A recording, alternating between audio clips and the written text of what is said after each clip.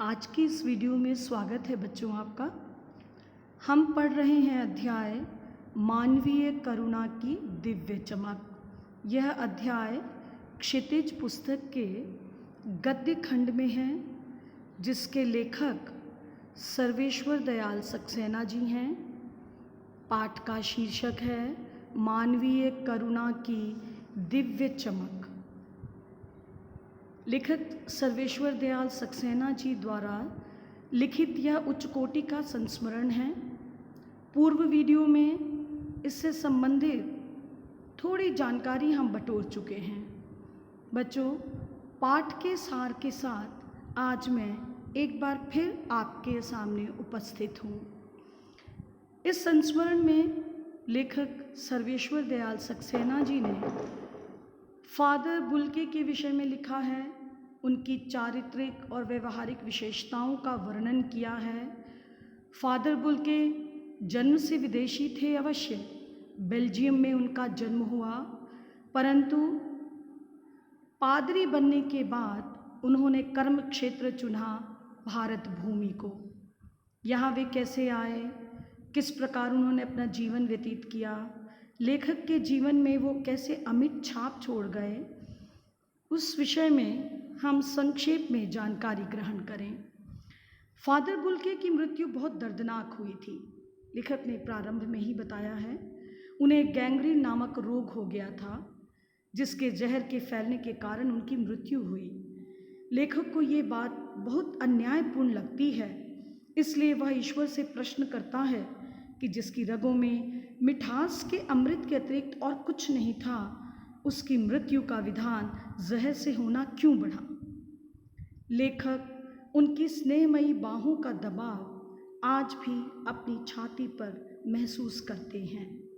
लेखक कहते हैं कि फादर को याद करना शांत संगीत को सुनने जैसा और निर्मल जल में स्नान करने जैसा आनंददायी लगता है। फादर इतने आत्मीय हो गए थे लेखक के कि सभी के दुख सुख में बराबरी से शरीक होते थे। फादर हंसी मजाक में शामिल होते थे। फादर गंभीर गोष्ठियों में गंभीर बहसें भी करते थे। फादर सभी साहित्यकार मित्रों की रचनाओं पर बेबाकी से अपनी राय और सुझाव भी देते थे। फादर लेखक कहते हैं कि वे परिचित मित्रों के घरों के उत्सव और संस्कारों में बड़े भाई की तरह खड़े रहते और पुरोहित की भांति आशीष भी देते थे। लेखक ने उन्हें कभी क्रोध करते नहीं देखा। वे मानवता और प्यार का छलकता प्याला थे। फादर बुल्के का परिवार बेल्जियम में रहता था। उनकी जन्मभूमि रेम्स चैपल थी। माता पिता के अतिरिक्त 2 भाई और 1 बहन भी थी। उन्हें अपने परिवार में माँ के अतिरिक्त किसी से लगाव नहीं था। भारत आने के बाद वे अपने देश बेल्जियम 2 से 3 बार ही गए हैं। इंजीनियरिंग के अंतिम वर्ष के विद्यार्थी फादर बुल्के के मन में संन्यास लेने की तीव्र इच्छा उपजी और भारत को कर्म क्षेत्र चुनने के बाद यहीं आकर बसने का उन्होंने निर्णय भी ले लिया। फादर बुल्के ने भारत आकर जिसेट संघ में धर्माचार की पढ़ाई शुरू की। 9-10 वर्ष दार्जिलिंग में पढ़ते रहे। कोलकाता से बीए और इलाहाबाद से एमए किया।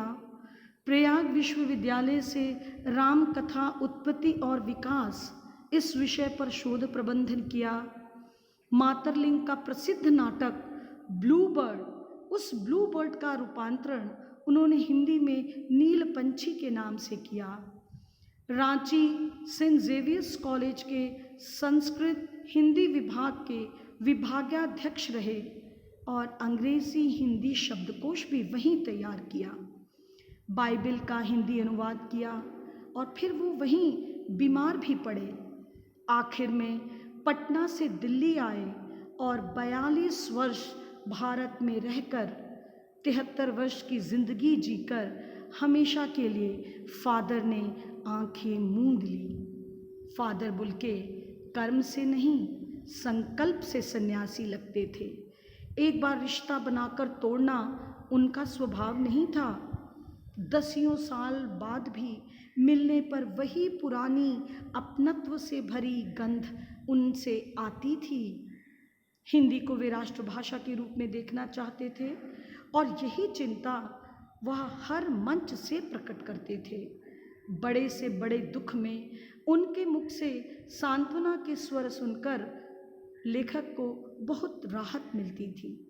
लेखक को अपने पुत्र की और पत्नी की मृत्यु पर फादर के शब्दों से झड़ती हुई ध्वनि मानो शांति प्रदान करती रही।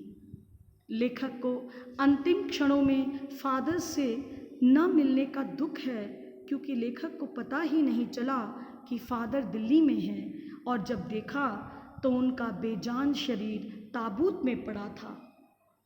18 अगस्त 1982 की सुबह निकलसन कब्रिस्तान में जब उन्हें दफनाने के लिए उपस्थित लोगों पर दृष्टिपात किया तो लेखक ने पाया कि वहाँ अनेक गणमान्य व्यक्ति उपस्थित थे, जैसे इलाहाबाद के प्रसिद्ध विज्ञान शिक्षक डॉक्टर सत्यप्रकाश, डॉक्टर रघुवंश, कुछ पादरी, रेक्टर फादर पास्कल।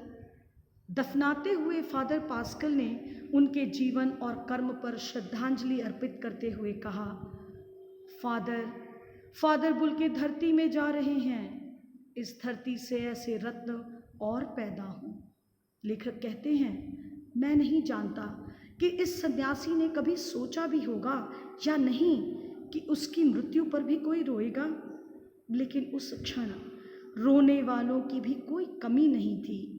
हमारे बीच से वह चला गया जो हम में से सबसे अधिक छायादार, फल फूल से, गंध से भरा और सबसे अलग, सबका होकर सबसे ऊंचाई पर मानवीय करुणा की दिव्य चमक में लहलहाता खड़ा था। फादर बुल्के का निधन मानो किसी अपने के निधन के बाद शोक को उत्पन्न कर रहा था। जो जहाँ था वहीं सन्नाटे में था। फादर का विछोह किसी से सहा नहीं जा रहा था। लेखक को उनकी याद है और इसी याद से भरे लेखक सर्वेश्वर दयाल सक्सेना ने अपने इस संस्मरण के द्वारा फादर से अपनी आत्मीयता को प्रकट किया है। तो ये था व्यक्तित्व बेटा फादर कामिल बुल्के का। उम्मीद है आपको इस वीडियो के माध्यम से पाठ का सार समझ में आ गया होगा। इस पाठ से संबंधित अन्य जानकारी हेतु फिर उपस्थित होंगी। तब तक के लिए धन्यवाद।